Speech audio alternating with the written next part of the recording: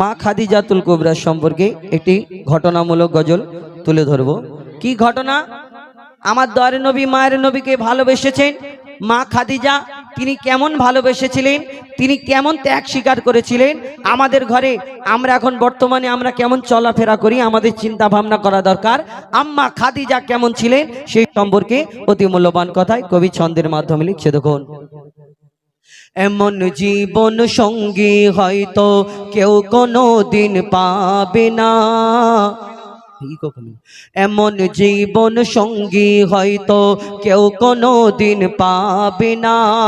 দয়ার নবীর জীবন সঙ্গী কেমন ছিলেন মা খাদিজা, কেমন ছিলেন মা খাদিজা। এমন জীবন সঙ্গী হয়তো কেউ কোনো দিন পাবে না, এমন জীবন সঙ্গী হয়তো কেউ কোনো দিন পাবে না। দয়ার নবীর জীবন সঙ্গী কেমন ছিলেন মা খাদিজা, কেমন ছিলেন মা খাদিজা, কেমন ছিলেন মা খাদিজা। কেমন ছিলেন আম্মা খাদিজাতুল কুবরা সে সম্পর্কে লিখছে। দেখুন, ওই রাজা বাদশাহ পাগল ছিল, রাজা বাদশাহ পাগল ছিল আম্মা খাদিজার তরে। রাজা বাদশাহ পাগল ছিল আম্মা খাদিজার তরে। দয়ার নবীকে বেসেছে ভালো মা খাদিজা অন্তরে, দয়ার নবীকে বেসেছে ভালো মা খাদিজা অন্তরে। আমার নবীর কাছে ছিল না। আমরা কেউ কারোকে যদি ভালোবেসে ফেলি, কেউ কারোকে ভালোবাসা করে বিয়ে করি, দেখবেন অনেক রকম ভালোবাসার বিয়ে হয় না। আবার কি একটা কথা বলে, অভাব যখন ওই দরজা দিয়ে আসে ভালোবাসার জানলা দিয়ে পালায়, বলে না? হ্যাঁ, ভালোবাসা যদি কেউ কারোকে বাবা গো তোমাকে ছেড়ে আমি জীবনে থাকতে পারবো না, তুমি যদি আমাকে প্ল্যাটফর্মে রাখো ওই প্ল্যাটফর্মে আমি শুয়ে দিন কাটিয়ে নেবো, কিন্তু তোমাকে কোনোদিন ছেড়ে যাব না। আর 2-4 দিন পর যদি একটু গরিব হয়ে যায়, ওরে বাপরে বাপ দেখে মাথা খারাপ, তখন এমন কথা শোনাবে, এমন কানে ডোজ দেবে, ও চিন্তা করবে, ওই ছেলে চিন্তা করবে রেল লাইন কোন দিকে আছে আমাকে দেখা, গিয়ে শুয়ে পড়ি, কখন আমার উপর দিয়ে ট্রেন চলে যায়। এই দুনিয়ায় ভালোবাসা এখন এইরকম। কিন্তু আম্মা খাদিজা কেমন ভালোবেসেছিলেন, তিনি ত্যাগ স্বীকার করেছিলেন। তার কাছে ধন সম্পদের কমই ছিল না, জানার জন্য কতজন পাগল ছিল। কিন্তু এই দুনিয়ায় দয়ার নবীকে ভালোবেসে আমার আম্মা খাদিজা কি করেছিলেন, কি কুরবান করেছিলেন, কবি ছন্দের মাধ্যমে লিখছে। দেখুন, বাদশাহ পাগল ছিল, রাজা বাদশাহ পাগল ছিল আম্মা খাদিজার তরে। রাজা বাদশাহ পাগল ছিল আম্মা খাদিজার তরে। দয়ার নবীকে বেসেছে ভালো মা খাদিজা অন্তরে, দয়ার নবীকে বেসেছে ভালো মা খাদিজা অন্তরে। আর দয়ার নবীর কাছে ছিল না অর্থ ও সোনা দানা, দয়ার নবীজির কাছে ছিল না অর্থ ও সোনা দানা। নবীকে ভালোবাসে খাদিজা, অন্য কিছু চাহে না, অন্য কিছু চাহে না। বলা বলি করছে কতজন, এ জুড়ি একদম হলো না। বলা বলি করছে কতজন, এ জুড়ি একদম হলো না। কোথায় গরিব নবী মুহাম্মদ, কোথায় রানী মা খাদিজা, কোথায় রানী মা খাদিজা। আমার নবীর বিয়ে হলো, সব জায়গায় খবর হয়ে গেল, আর সবাই এসে এই কথাটা শোনার পরে বলা কওয়া করছে, কোথায় গরিব নবী মোহাম্মদ আর কোথায় খাদিজা, যিনি কত ধন সম্পদের মালিক, রানী জানাকে মালিকিন আর জানাকে রানী ভাবি আমরা, আর কোথায় গরিব নবী মোহাম্মদের সঙ্গে বিয়ে হয়েছে। মোহাম্মদ হয়তো লোভেতে বিয়ে করেছে। কিছু মানুষের এই কাটি দেওয়া কথা বলা কিছু আদত আছে। দেখবেন আমাদের এই এলাকায় যখন বিয়ে হয়, নতুন কোনে বা বউ যখন বাড়িতে আসে, এলাকার কত খালা চাচি ভাবিরা এরকম বাচ্চা কোলে করে চলে দেখে আসে কেমন বউটা হলো, আর এসে ঠিক এসে যাওক না যাওক একটা বদনাম করবে। কি বলবে ওই হারো ওদের ছয়বদ্দিন এত সুন্দর দেখতে, বউটা কেন কালো মতো, টাকা পয়সা নিয়েছে মনে হয়, বলা খাওয়া করবে। আর নালে বলবে হাতগুলো কি ছোট ছোট, কোনো খুঁত যদি না হয় কমসে কম বলবে চুলগুলো ছোট ছোট, একটা বদনাম করে যাবে। এই রকম কিছু মানুষ যারা চিন্তা করলেন ওই মোহাম্মদ হয়তো গরিব আর ওই টাকা ধন সম্পদের লোভে আম্মা খাদিজার সঙ্গে বিয়ে করেছেন।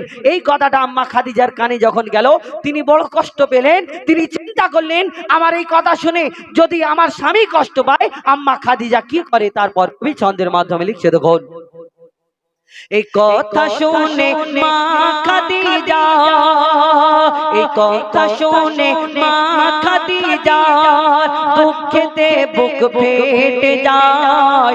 এই কথা শুনে মা খাদিজা দুঃখেতে বুক ফেটে যায়।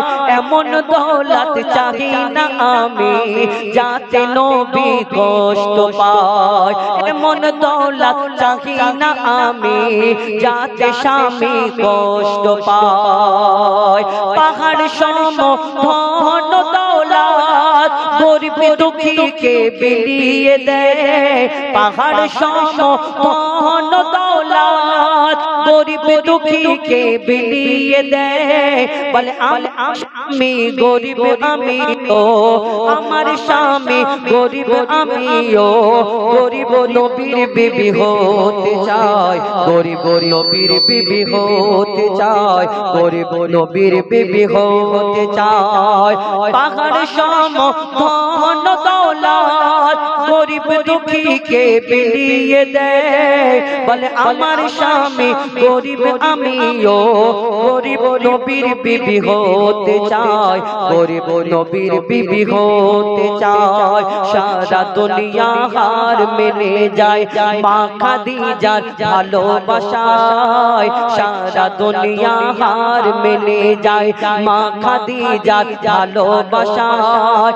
এমন দৌলত চাই না খাদিজা থাকবে নবীর পায়ের তলায়, থাকবে নবীর পায়ের তলায়। আম্মা খাদিজাকে একদিন আমার দয়ার নবী প্রশ্ন করছেন, বলো খাদিজা তুমি কি রাত্রে ঘুমাও না নাকি? ঘুমাও না? আম্মা খাদিজা বলছে কেন ইয়া রাসূলুল্লাহ ইয়া হাবিবাল্লাহ এইভাবে কথা বলছেন কেন? এই প্রশ্ন কেন করলেন হঠাৎ?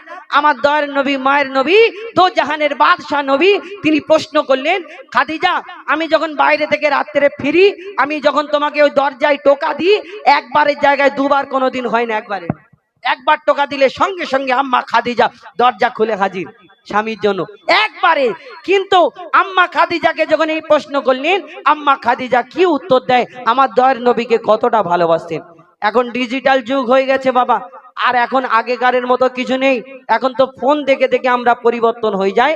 এখন যদি কোনো স্বামী যদি কোনো বন্ধু বান্ধবের ক্ষেত্রে বা ফ্যামিলির কোনো কাজেতে যদি একটু বাইরে কাজে যে দেরি হয়ে যায় রাত্রে, বলে হাগো আমার না একটুখানি দেরি হবে, তুমি খাওয়া দাওয়া করে শুয়ে পড়ো। ও তখন ফোনটা বলে কেটে দিল। তার মানে বুঝে নাও তুই আয়, তারপর দেখাচ্ছি কি হয়, ঘরে আজ মজা, এই সার্কেস খেলা হবে। কি বাড়িতে যখন এসে তো দরজা টোকা দেওয়া তো দূরের কথা, ও লাথি ঘুষি মেরে পুরো ভেঙে দিয়ে ওইদিকে হাড়োয়া থেকে আর বেড়া চাপা পর্যন্ত সবাই উঠে পড়বে, উঠবে না, উঠবে না। চিন্তা কর তুই বাইরে চলে আজ থাক, তারপরে বোঝাচ্ছি। এই দুনিয়ায় এই রকম কিছু মানুষ। কিন্তু আম্মা খাদিজা আমার দয়ার নবীকে কেমন ভালোবাসতেন শেষ কথায় লিখছে দেখুন, গভীর রাতে দরজায় টোকা, গভীর রাতে দরজায় টোকা দিতেন যখন নবী দয়াময়, গভীর রাতে দরজায় টোকা দিতেন যখন নবী দয়াময়। সাথে সাথে মা খাদিজা দরজা তখনই খুলে দেয়, সাথে সাথে মা খাদিজা দরজা তখনই খুলে দেয়, সাথে সাথে মা খাদিজা দরজা তখনই খুলে দেয়। দয়ার নবী বলে খাদিজা তুমি কি রাতে ঘুমাও না? তখন মা খাদিজা বলছে তুমি থাকো নির্জন পাহাড়ে, চিন্তায় আমার ঘুম আসে না, চিন্তায় আমার ঘুম আসে না। দোবারা যদি ডাকো আমাকে, দোবারা যদি ডাকো আমাকে, এ বেয়াদবি খোদা সইবে না। দোবারা যদি ডাকো আমাকে, এ বেয়াদবি খোদা সইবে না। মঈদুল ইসলাম মা খাদিজা করবে কি আর বর্ণনা, করবে কি আর বর্ণনা। এমন জীবন সঙ্গী হয়তো কেউ কোনোদিন পাবে না। দয়ার নবীর জীবন সঙ্গী কেমন ছিলেন মা খাদিজা, কেমন ছিলেন মা খাদিজা, কেমন ছিলেন মা খাদিজা। নারে তাকবীর। যেগুলো ফরমাইশ উম্মতি উম্মতি উর্দু গজল, হ্যাঁ আমরা নবীর উম্মতি। আচ্ছা তোমার উর্দু গজল, তোমার বিরহে দিল, আর তোমার রহমতে আলম। আচ্ছা ঠিক আছে, আচ্ছা ঠিক আছে দেখি। বিরহে দিল পড়ে চারখার যে আমার ইয়া রাসূলুল্লাহ, বিরহে দিল পড়ে চারখার যে আমার ইয়া রাসূলুল্লাহ। আমার কেউ নেই তুমি ছাড়া সাহারা ইয়া রাসূলুল্লাহ। বিরহে দিল পড়ে চারখার, বিরহে দিল পড়ে চারখার যে আমার ইয়া রাসূলুল্লাহ। বিরহে দিল পড়ে চারখার যে আমার ইয়া রাসূলুল্লাহ। আমার কেউ নেই তুমি ছাড়া সাহারা ইয়া রাসূলুল্লাহ। আমার কেউ নেই তুমি ছাড়া সাহারা ইয়া রাসূলুল্লাহ। কত জনে দেখে তোমায় কলিজা শীতল হয়ে যায়, কত জনে দেখে তোমায় কলিজা শীতল হয়ে যায়। আমাকে দাও না দিদার, আমাকে দাও না দিদার একবার ইয়া রাসূলুল্লাহ। আমাকে দাও না দিদার একবার ইয়া রাসূলুল্লাহ। আমার কেউ নেই তুমি ছাড়া সাহারা ইয়া রাসূলুল্লাহ। আমার কেউ নেই তুমি ছাড়া সাহারা ইয়া রাসূলুল্লাহ। বিরহে দিল পড়ে ছারখার, বিরহে দিল ছারখার।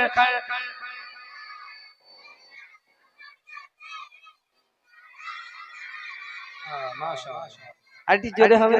বিরহে দিল পড়ে ছারখার,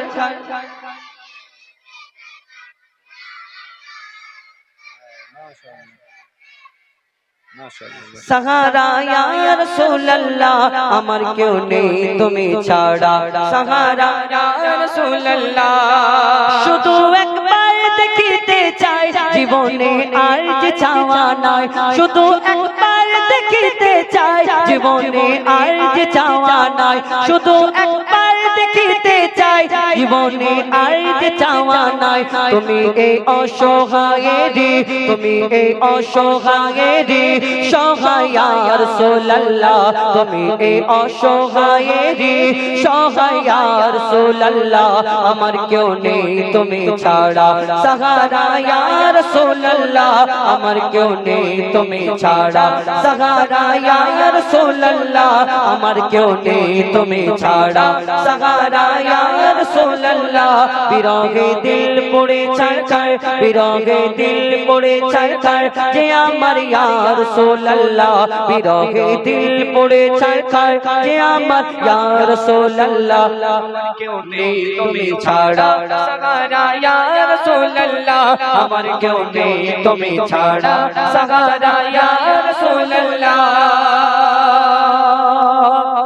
মুলাকাতের আশা বুকে নিয়ে মরি ধুকে ধুকে, মুলাকাতের আশা বুকে নিয়ে মরি ধুকে ধুকে, মুলাকাতের আশা বুকে নিয়ে মরি দুকে দুকে তুমি যে শাফায়াতকারী তুমি যে শাফায়াতকারী হাসরে ইয়া রাসূলুল্লাহ তুমি যে শাফায়াতকারী হাসরে ইয়া রাসূলুল্লাহ আমার কেউ নেই তুমি ছাড়া সাহারা ইয়া রাসূলুল্লাহ আমার কেউ নেই তুমি ছাড়া সাহারা ইয়া রাসূলুল্লাহ বিরহে দিল পড়ে ছড়খড় বিরহে দিল পড়ে ছড়খড় যে আমার ইয়া রাসূলুল্লাহ বিরহে দিল পড়ে ছড়খড় যে আমার ইয়া রাসূলুল্লাহ আমার কেউ নেই তুমি ছাড়া সাহারা ইয়া রাসূলুল্লাহ আমার কেউ নেই তুমি ছাড়া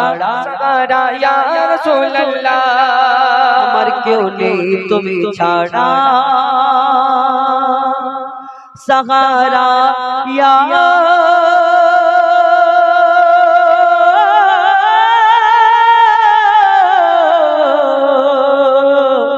রাসূলুল্লাহ।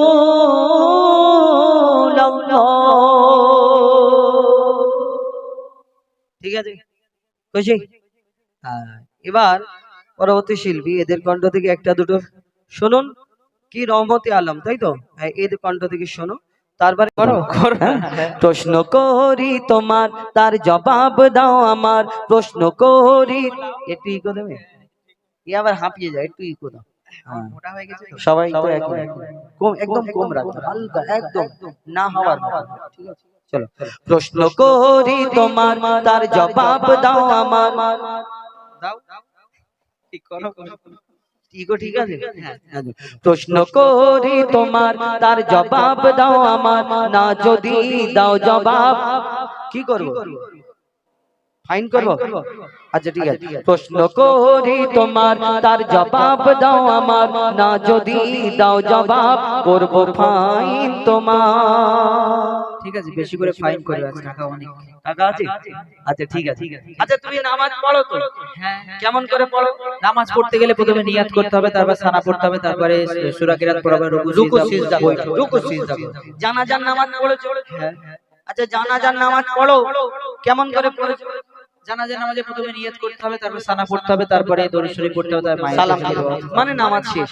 আচ্ছা বলো, এই নামাজের সময় ইমাম সাহেব দাঁড়িয়ে থাকে সামনে আর আমরা পিছনে থাকি, জানাজার সময় ইমাম সাহেব সামনে থাকে আমরা পিছনে থাকি, তাহলে এই নামাজে যদি রুকু সিজদা করে ইমাম সাহেব আর জানাজার সময় কেন করে না? শোনো, জানাজার রুকু আর সিজদা ওই কেন নাই, জানাজার রুকু আর সিজদা ওই কেন নাই, উত্তর কেমন দাও তুমি দেখতে আজ আমি চাই, জানাজার রুকু আর সিজদা ওই কেন নাই, উত্তর কেমন দাও তুমি দেখতে আজ আমি চাই, উত্তর যদি না পারো বুঝবো তুমি বেকার, উত্তর যদি না পারো বুঝবো তুমি বেকার, না যদি দাও জবাব করবো ফাইন তোমার। নারে তাকবীর। আচ্ছা তুমি বললে জানাজায় রুকু সিজদা নাই কেন? উত্তর তো দেব, কারণ 8-9 বছর তোমার সাথে ঘুরছি, পুরো বেকার বল। কিছু তো শিখেছি। কোচির একবার তাকবীর দাও তো, নারে তাকবীর। হ্যাঁ তোদের মনে হয় আমি পারবো তো দিতে? হ্যাঁ হ্যাঁ, কার কার পারবো একটু হাত তুলে দেখাও দেখো। মাশাআল্লাহ মাশাআল্লাহ, আজকে আমি জিতে বাড়ি যাব ইনশাআল্লাহ। হ্যাঁ যারা যারা হাত তুলেছি একে কান ধরাবো শেষেতে, এ কান ধরলে তোরাও কান ধরবি, ঠিক আছে?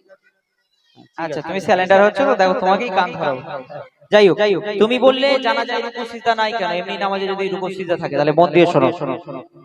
মাইয়া তেরি সামনে সিজদা যদি করা হয়, বুঝতে পারছো?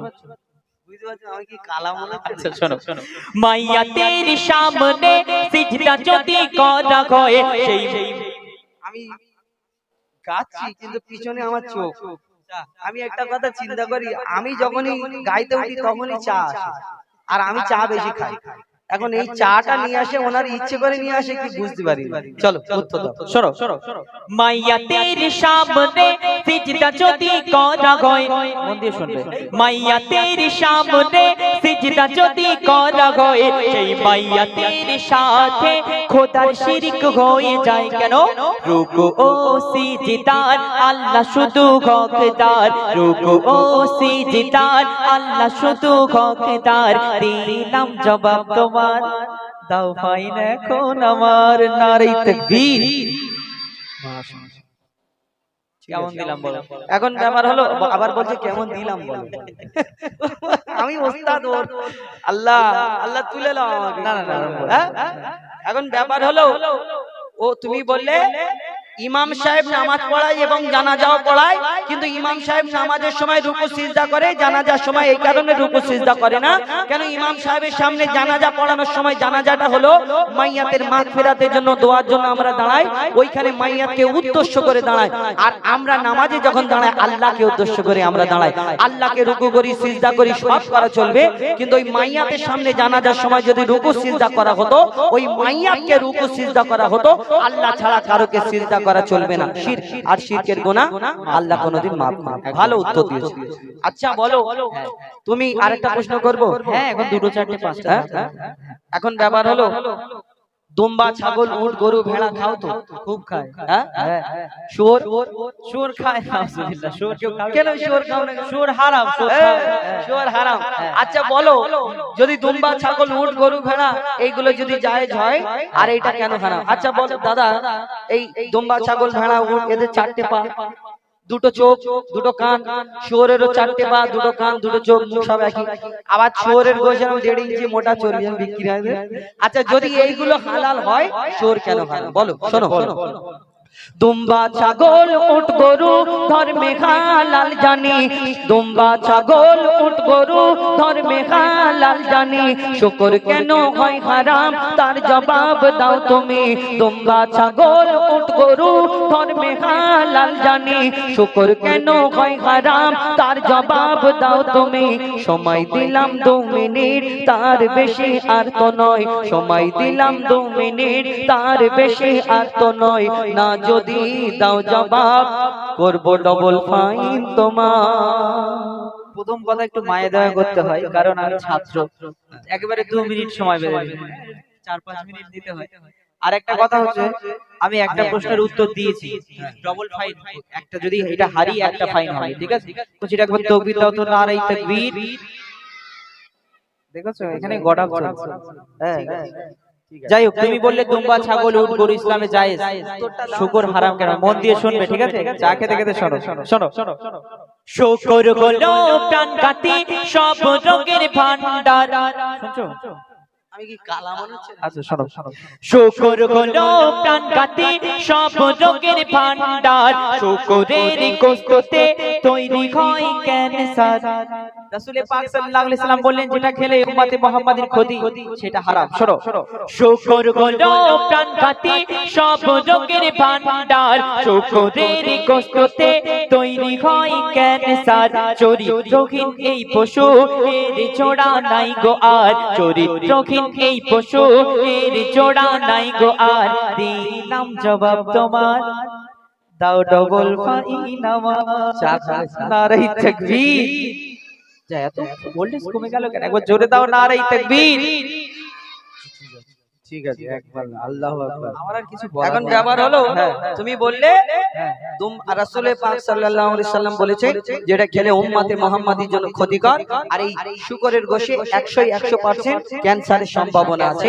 আমার নবী যেই দিন থেকে যেটা হারাম বলেছে সেটা আমরা সেই দিন থেকে মেনে, যেমন মদ খাওয়া খেত, কিন্তু যেই দিন থেকে আমার রাসূল পাক সাল্লাল্লাহু আলাইহি সাল্লাম ঘোষণা করলেন সেই দিন থেকে মদকে আমরা মুসলমান হারাম, সেই রূপ এই শুকরের গোশ, এই কারণে আমরা খাইনি। এতে ক্ষতি আর এতে ক্যান্সারের সম্ভাবনা। ভালো, দুটো প্রশ্ন জিতে আছি। জিতে আছো? গজিরা তাকবীর দাও তো দেখি, নারায়ে তাকবীর। আচ্ছা তোমার কাছে আর কিছু আছে? আর কিছু আছে বলতে পারো? তোমাকে আমি দুটো প্রশ্ন করব। আমাকে করবে? হ্যাঁ, ঠিক আছে, জলদি করো। রেডি? হ্যাঁ, রেডি তো? ঠিক আছে, শোনো। ভূমিকাতে করব না সুরে করব? আমি কিসে করছি? আচ্ছা শোনো, মন দিয়ে শুনবে কিন্তু, ঠিক আছে? শোনো। মরা মাছ ইসলামে খাওয়া যে নয় হারাম। কি মরা মাছ ইসলামে খাওয়া হারাম? এই জন্য তখন থেকে বলছি, শুনছো তো বুঝতে পারছো? খালি রেগে যাচ্ছিল। আমি বললাম মরা মাছ খাওয়া নয় যে হারাম। নয়, তাই হ্যাঁ, ভাবি মাছ মরে পচে শুকিয়ে শুকো মাছ দিয়ে বেগুন দিয়ে রান্না করে নিতে, তাহলে আবার হারাম কি করে? বলো, শোনো। মরা মাছ ইসলামে খাওয়া যে নয় হারাম, মরা মাছ ইসলামে খাওয়া যে নয় হারাম, কিন্তু মরা মুরগি ওই খাওয়া কেন হারাম? কিন্তু মরা মুরগি কেন খাওয়া হারাম? হ্যাঁ বলো।